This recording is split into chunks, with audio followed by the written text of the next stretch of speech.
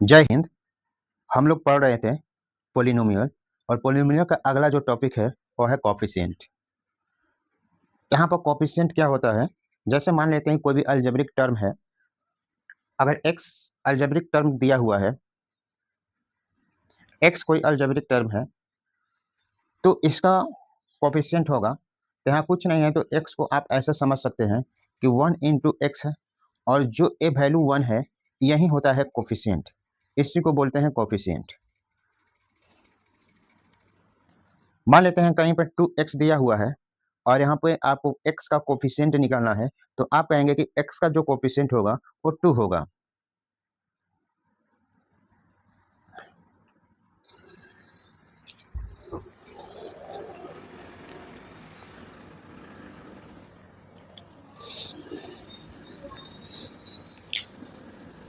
जय हिंद। हम लोग पोलिनोमियल पढ़ रहे थे और पोलिनोमियल में terminology, types of polynomial, 2 topic पढ़ चुके हैं। अब हम लोग तीसरा टॉपिक पढ़ेंगे coefficient of polynomial. Coefficient of polynomial क्या होता है, तो मान लेते हैं कोई भी अलजेब्रिक एक्सप्रेशन लिखा हुआ है, ये इसमें कोफिशिएंट किसी का भी पूछ रहा है तो देखते हैं। यहाँ पर दिया हुआ है द कोफिशिएंट ऑफ x के पावर 5 इन अलजेब्रिक इक्वेशन। तो x के पावर 5 का कोफिशिएंट लिखना है। तो यहाँ पर x के पावर 5 है और इसके साथ लगा हुआ है माइनस का 5। तो इसमें अगर हम कोफिशिएंट लेंगे तो ये 5 हो जाएगा। और ये हमेशा याद रखिएगा कि जो साइन होता है कोफिशिएंट का उसको को भी लेते हैं। यहाँ पर निगेटिव साइन है इसलिए माइनस में आ जाएगा आपको। अगर मान लेते हैं इसमें एक्स क्यू का कोफिशिएंट पूछता कि एक्स क्यू का कोफिशिएंट क्या होगा, तो एक्स क्यू का कोफिशिएंट निकालना होता तो आप देखते कि एक्स क्यू है, तो आप देख रहे हैं कि एक्स क्यू के साथ में जो कोफिशिएंट है वो कितना है 3, और यहाँ पर साइन क्या है वो प्लस है तो प्लस लिखेंगे। आप जानते हैं कि प्लस एक हिडन वैल्यू होता है और यहाँ पर 3 के आगे कुछ भी नहीं लिखेंगे तो आपको प्लस काउंट होगा। Next question, the coefficient of X square in इतना। आप यहाँ पर देख रहे हैं कि 3x है, -3 है और एक्स क्यू है, लेकिन इसमें एक्स स्क्वायर नहीं दिख रहा है। तो आप एक बात तो कह सकते हैं कि अगर यहाँ पर हम प्लस लिखे और प्लस लिख कर एक्स स्क्वायर कर दें और अगर हम इसके साथ इंटू में 0 कर दें, तो ये आप बात समझ गए कि कहीं भी इस तरीका का वैल्यू अगर लिखा हुआ है, अगर ऐसे हम 0 लिखे और 0 में किसी भी नंबर से मल्टीप्लाई कर दें तो कोई फर्क नहीं पड़ेगा। तो अब तो यहाँ पर एक्स स्क्वायर का कोफिशिएंट मिल गया और एक्स स्क्वायर का जो कोफिशिएंट मिला आपको कितना मिला, तो 3। तो यहाँ पर एक्स स्क्वायर का कोफिशिएंट आपका हो जाएगा 3। ए टर्म ऐड कर दिए हैं। Now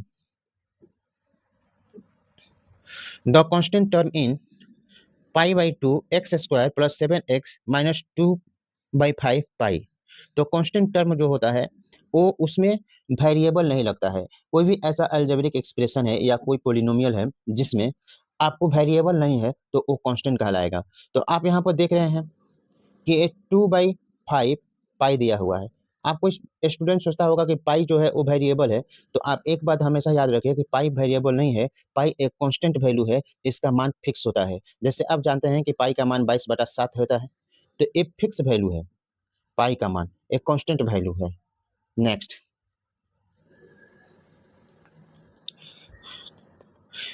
general form of A polynomial, linear polynomial, वैसा पोलिनोमियल जिसका टर्म के जो वेरिएबल होता है उसका पावर 1 हो। तो यहाँ पर आप देख रहे हैं कि पावर 1 है, एक्स का पावर यहाँ भी 1 है और a b belongs to real number है और a is not equal to 0 है। इस बात को समझते हैं। ए एक्स प्लस बी है, A X plus B where A and B real number, A और बी जो क्या हो वो रियल नंबर होगा। और a is not equal to 0, ए 0 के बराबर नहीं होगा। ऐसा क्यों? क्योंकि अगर ए 0 के बराबर हो गया तो ए टर्म ही नहीं बचेगा और जब ये टर्म नहीं बचेगा तो इसमें एक्स होगा ही नहीं और जब एक्स नहीं होगा मतलब वेरिएबल नहीं होगा और जब वेरिएबल नहीं होगा तो ये लीनियर पोलिनोमियल नहीं होगा, पोलिनोमियल नहीं होगा तो ये तो कांस्टेंट पोलिनोमियल हो जाएगा। तो यहाँ पर ए हमेशा 0 होना नहीं चाहिए, ए 0 नहीं होना चाहिए, ए रियल नंबर होना चाहिए। नेक्स्ट, क्वाड्रेटिक पोलिनोमियल, ऐसा पोलिनोमियल जिसमें वेरिएबल का वैल्यू जो है, वेरिएबल का जो वैल्यू होता है वह वेरिएबल का जो पावर होता है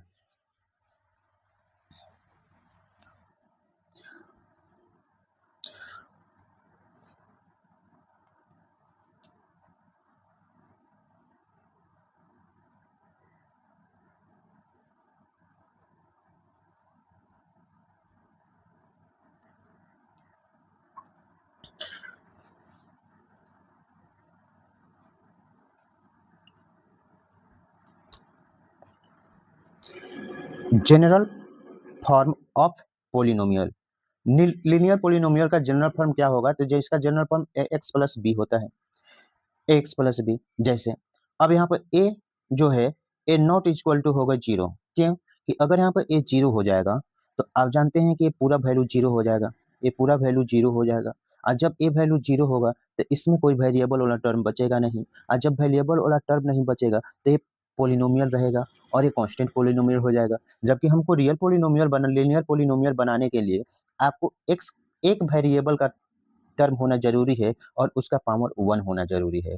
अब आ जाइए क्वाड्रेटिक पोलिनोमियल में। ऐसा पोलिनोमियल जिसमें वेरिएबल का मैक्सिमम पावर 2 होना चाहिए या डिग्री 2 होना चाहिए। For example 3x² plus 2x और minus 5। 3x² plus 2x minus 5 है।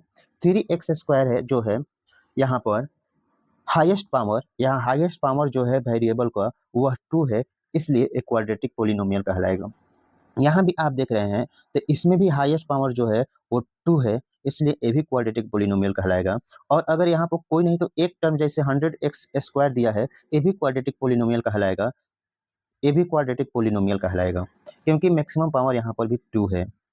क्वाड्रेटिक पोलिनोमियल का जो जनरल फॉर्म होगा उसके बारे में चर्चा करते हैं। क्वाड्रेटिक पोलिनोमियल का general form ax² plus bx plus c है, जहां a, b और c belongs to real number और a इक्वल टू नॉट 0। अगर इसमें ax² plus bx plus c, अगर यहाँ पर a 0 हो जाता है तो a टर्म ही नहीं बचेगा, और टर्म नहीं बचेगा तो सिर्फ इतना ही बच पाएगा। और जब a टर्म जो होगा इसमें पावर 1 है तो ये